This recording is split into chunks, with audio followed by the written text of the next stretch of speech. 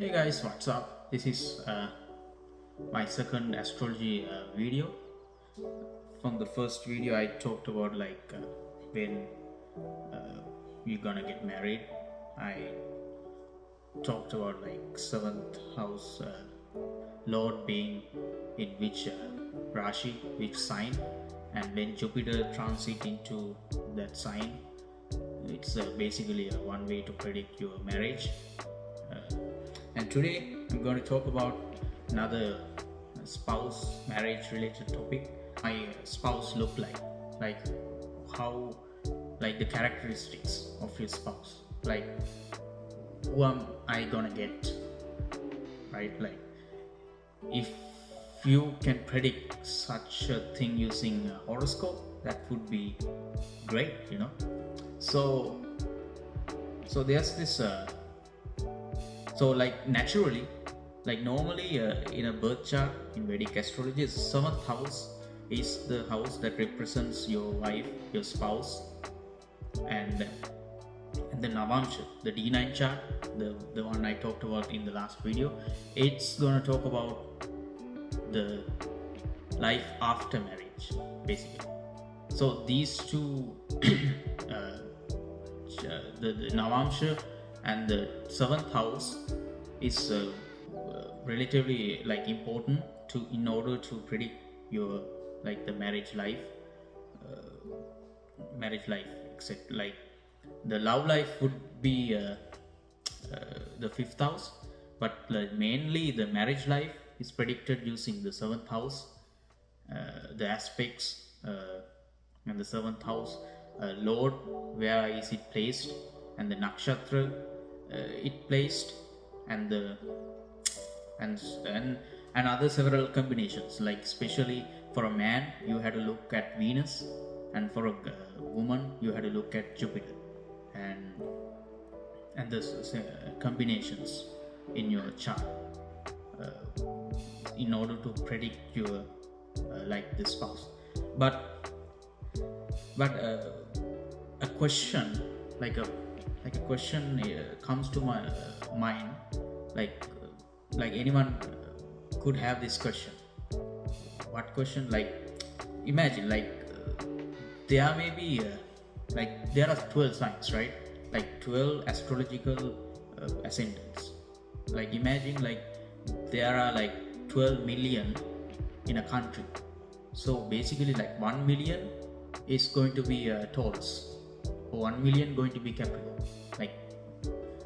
If you think normally, there are just 12 signs. So the 7th house is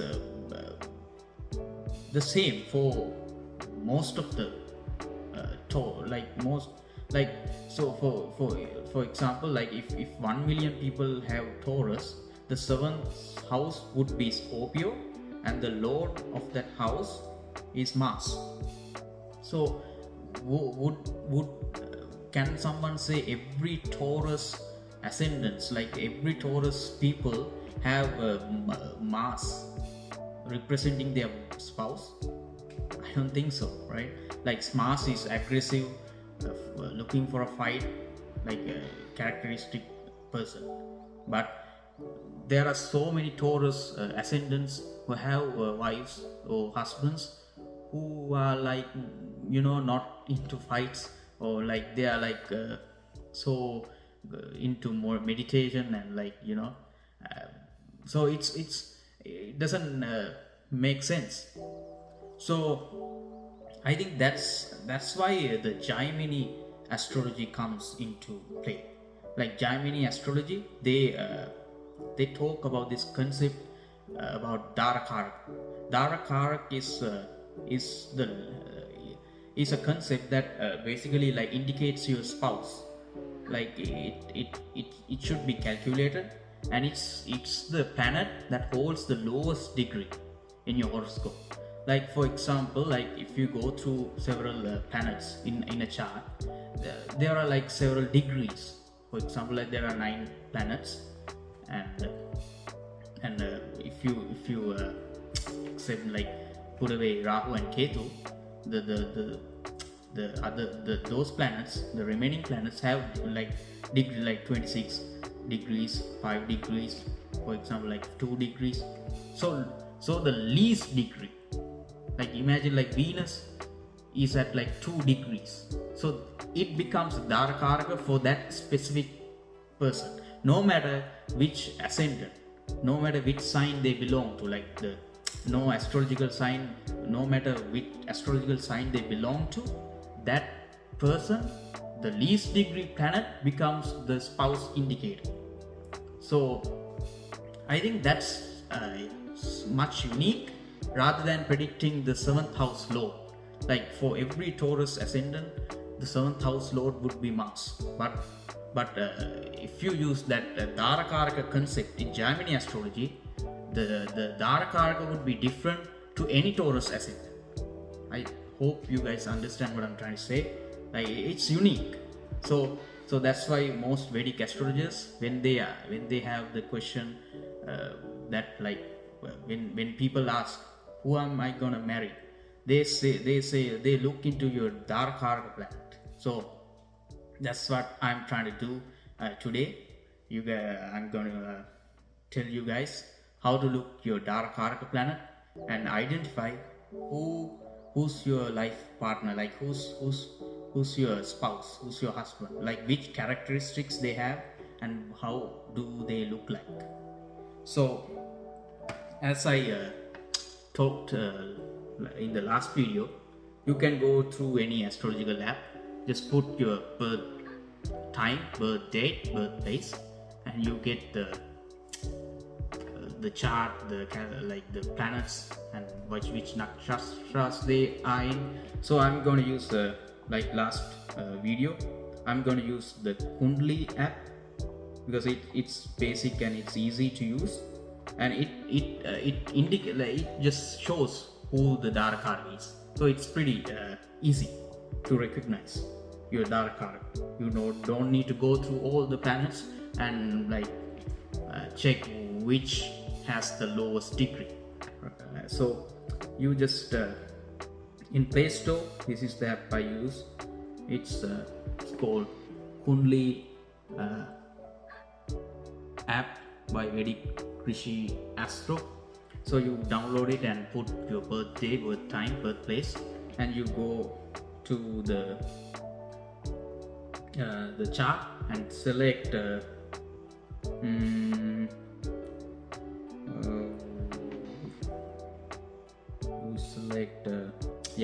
you select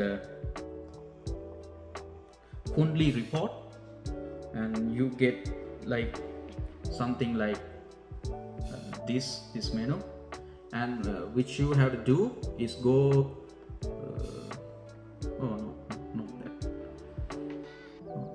yeah, you have to click Vedic Kundli. Yeah, Vedic Kundli, that means like Vedic chart. So you click that and you go into this menu, and from the top this bars you select like the Gemini details. So that's the part you have to look into right now. And when you click on that, it shows Karaka, and it shows Atma Karaka, Amatya Karaka, Bhatri Karaka, Matri Karaka, Putra Karaka, Nyati Karaka, Dar Karaka.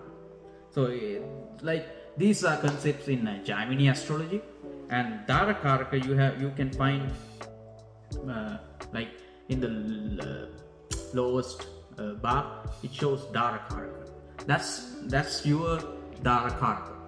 So in this video, in this like write what is your Darakaraka and which nakshatra are they in. That's the most important. Like, and you when you like these like most people know planets are in several houses, but many people don't realize which nakshatras are they in. Like there are several, like 20 plus nakshatras, and these nakshatras are important. Like it doesn't matter if it's in Scorpio sign, if it's in Sagittarius sign.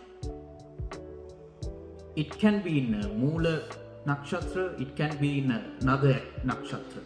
So like Nakshatra are you go another level deep, like trying to explain it like easiest form. Like it may be in a several house, but when you look into your Nakshatra, it just like compacts, like it's the most possible, the best way to like say which like how is the planet placed. So nakshatras really do play a bigger role in astrology. Like when you predict in astrology, you need to go through nakshatras. Like you can't just say Venus is in Sagittarius and the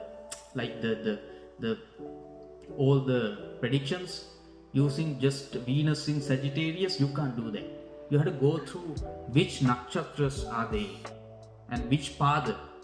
It just digs deeper and deeper, and the prediction is becoming more accurate. So Gemini, this Darakaraka, just in a piece of paper write which planet is Darakaraka and search which nakshatra are they. So I don't think this shows the nakshatra. Like just write the planet and go to I think the planetary positions.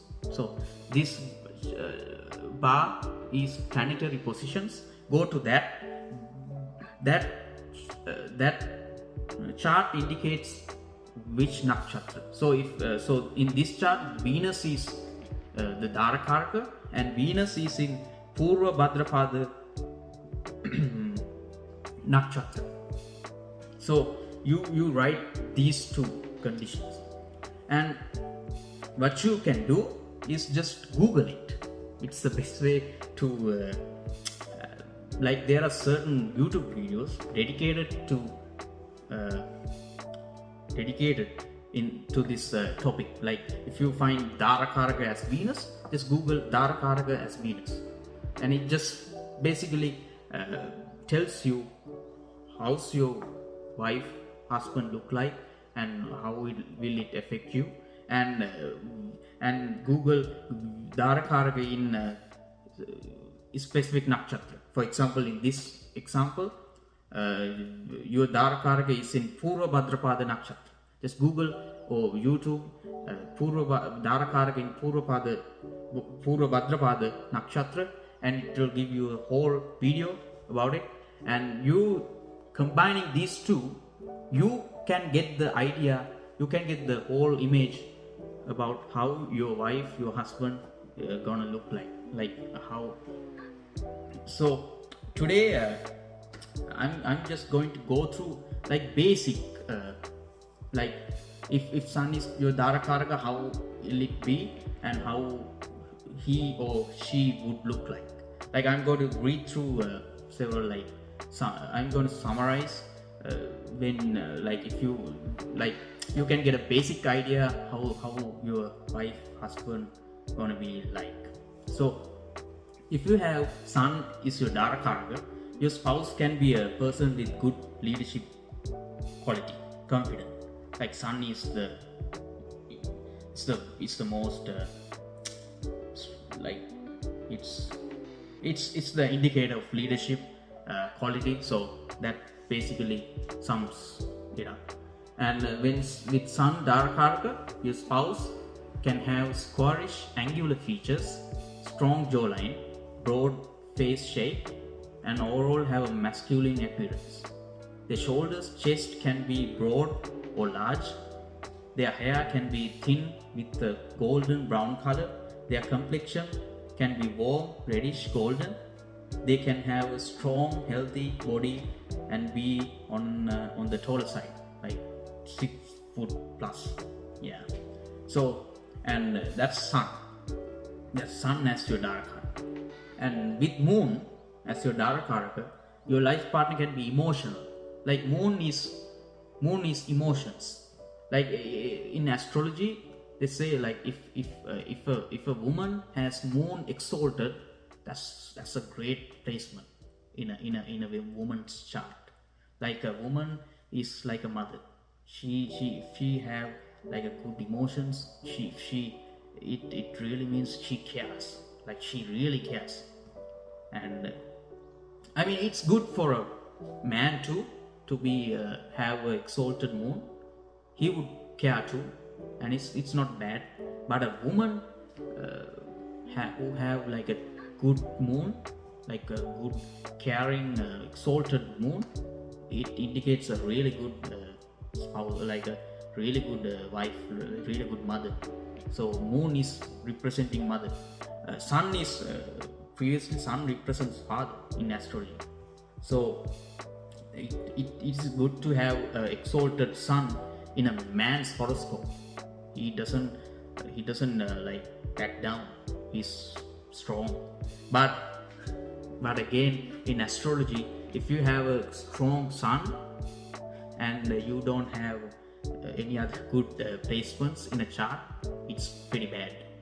Because you can be strong, you can be dominant, but if you are born in a poor family and you can't, like, those people don't want to follow leaders. They always want to be the leader, and the poor people who have that placement, it's pretty bad. Like they can't follow orders, so they struggle in life, and it's a sad thing. And if the sun exalted in a good horoscope, which is good yogas, and for example, like if a president have sun exalted, it's a pretty good placement, because he doesn't back down. He has the power, and it's gonna help him. He doesn't wanna like follow other leaders. He's the leader. So it's pretty good indication, like sun and moon. So when moon is your Darakaraka, coming back to our topic again, your life partner can be emotional, caring, home loving, and soft hearted. Like he or she will always like cry, like not cry, I mean tears. Like he's so caring, you know. They will be very flexible. And with moon Darakaraka, your spouse can have a round face, eyes or nose. They can have a fleshy body with fuller curves, chest, and have a youthful appearance. They may be medium to tall in height. Their complexion can be fair, pale, or luminescent with cool neutral undertones. Your person can have hair that is thick, dark, or even curly or wavy. Moon can give a soft feminine look to the appearance, even for a male spouse. More often than not, this gives a spouse who is attractive, beautiful. So moon is a good planet.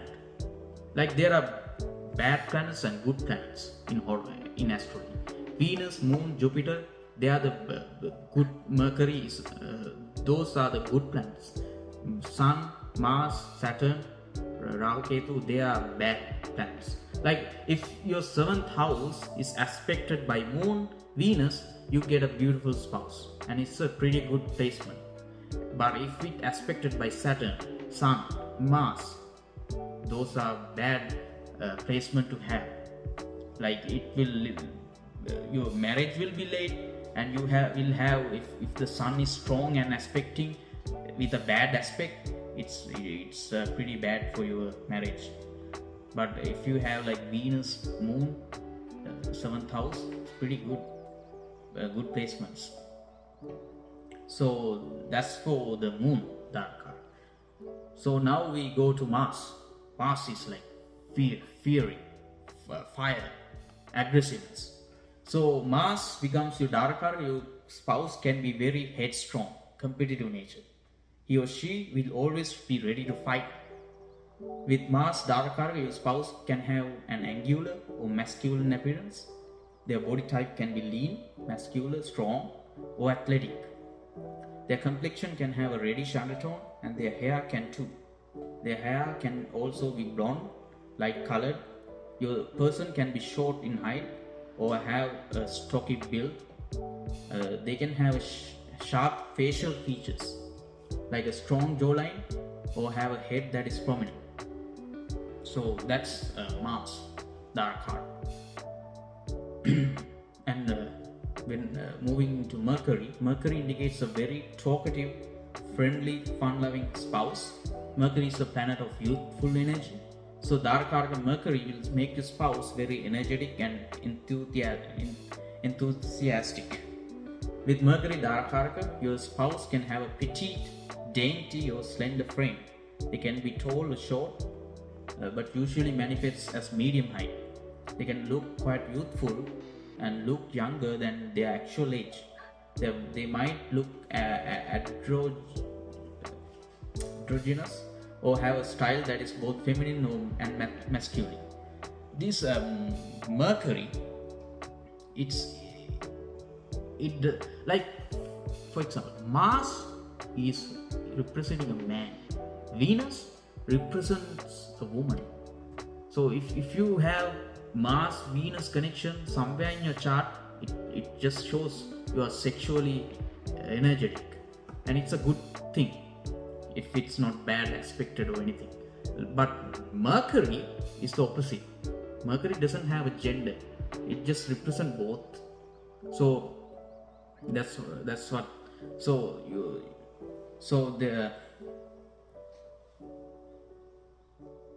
that's why Mercury Darakaraka can have both feminine and masculine features to your spouse. I don't know what that means. Your person can have a natural facial symmetry and have a polished or neat look overall. Their complexion can be neutral with yellowish undertones, but this is not good for loyal partner. When you have Mercury as your Dwarakaraka, it can make your partner very fickle-minded. He or she will not make commitment easily. They will always try to experiment something new.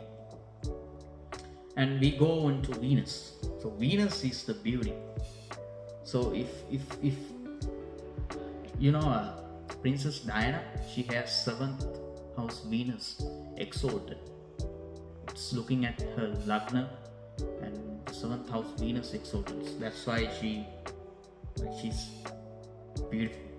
Like, so Venus is the beauty representing. So if you have Venus with good aspects, like anywhere, aspecting 7th house, it's a pretty good indication to your marriage too.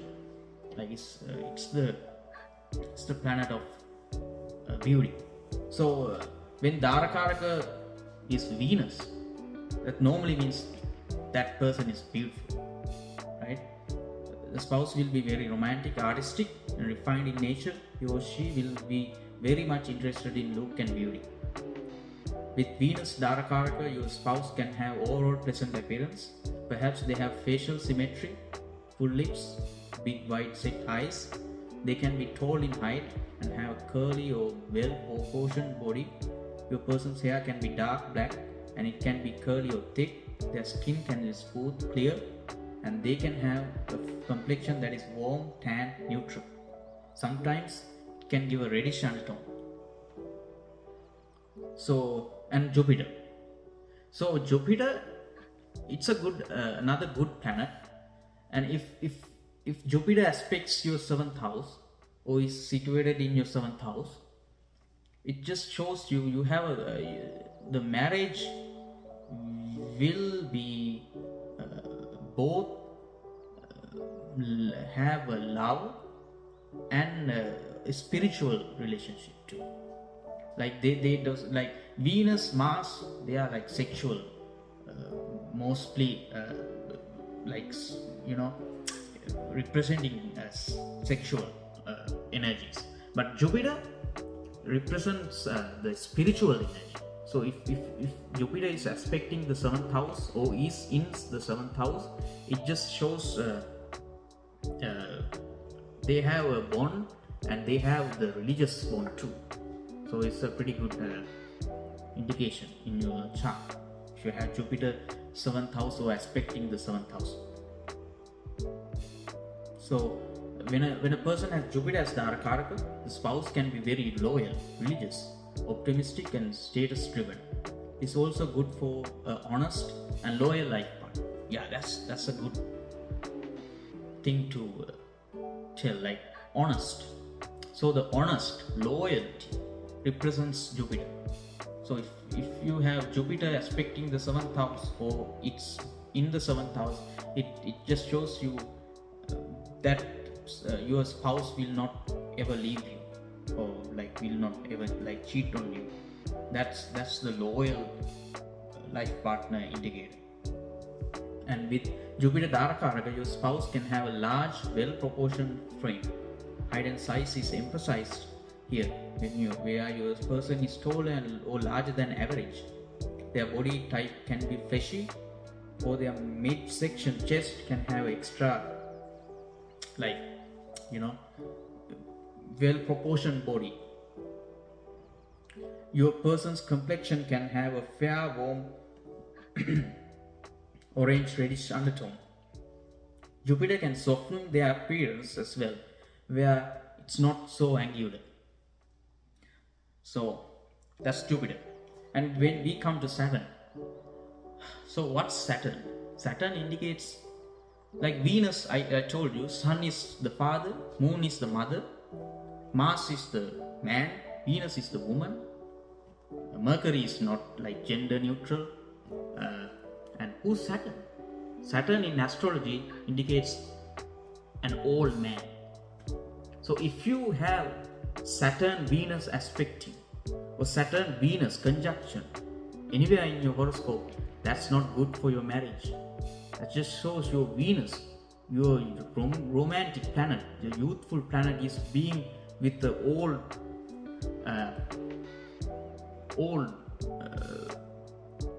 with the older planet like Saturn. It doesn't. It just shows you have lack of sexual energy, or it just indicates like a late marriage. Like when Saturn aspect in 7th house, it basically indicates late marriage. But that's another indication too. Like Jupiter, Venus, Saturn, it's not good placement. But you have to look at other like their nakshatras and are they really conjuncting? Like you have to check the degrees are they in order to find a conjunction. But like so Jupiter Saturn. So Saturn, it when Darakaraka is your Saturn, you see like people marry like some people marry like 10 years older man, woman.